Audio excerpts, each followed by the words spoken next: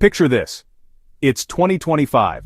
America is racing to dominate the electric vehicle revolution. Factories are rising from Georgia to Michigan, backed by billions in foreign investment. But then, in one stunning raid, U.S. agents detain nearly 500 workers at a Hyundai battery plant, many of them South Korean specialists flown in to build the future. Today we'll explore what this means for immigration policy, U.S.-South Korea relations, and the future of America's industrial revival.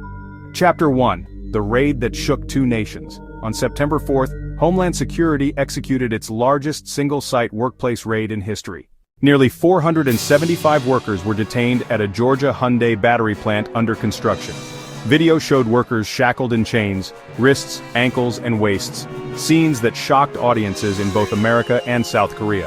Of those detained, more than 300 were South Korean nationals. Within days, South Korea's foreign minister rushed to Washington demanding their release. And after tense negotiations, the U.S. agreed to send them home on a chartered flight. But the damage was done. Confusion, outrage, and fundamental questions about the future of U.S.-South Korea industrial ties. Here's the twist. These weren't undocumented farmhands or service workers. Many were skilled specialists. Battery engineers, robotics technicians, construction managers, the very people America needs to launch its electric future. But under today's immigration rules, their visas were patchwork at best. Short-term visitor passes, waivers, or expired papers. The system simply doesn't match the futuristic demands of high-tech industry. America is trying to build tomorrow's economy with yesterday's immigration laws. President Trump framed the raid as a message. Foreign companies can invest here, but the jobs must go to American citizens.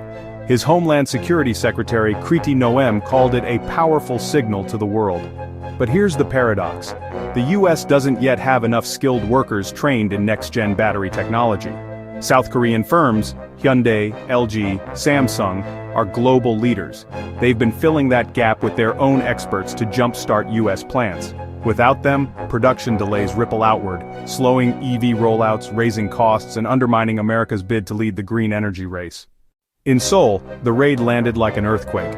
Lawmakers from across the spectrum called it humiliating, even a betrayal by an ally. Editorials questioned whether U.S. promises of partnership are reliable. After all, this came just weeks after South Korea pledged hundreds of billions in U.S. investments as part of a tariff deal.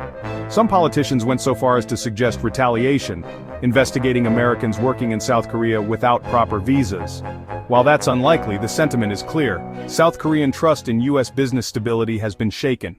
This story is bigger than one factory raid. It reveals a collision of three forces shaping our future. Technology, EVs and batteries are the core of tomorrow's economy. Labor, America's skills gap is real, especially in advanced manufacturing. Immigration.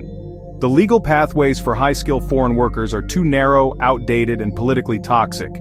Pike Wu-Yel, a Yonsei University professor, put it bluntly, the U.S. wants foreign investment but doesn't have the visa systems to support it. That contradiction risks slowing America's industrial comeback. So where does this go? There are three futures on the table.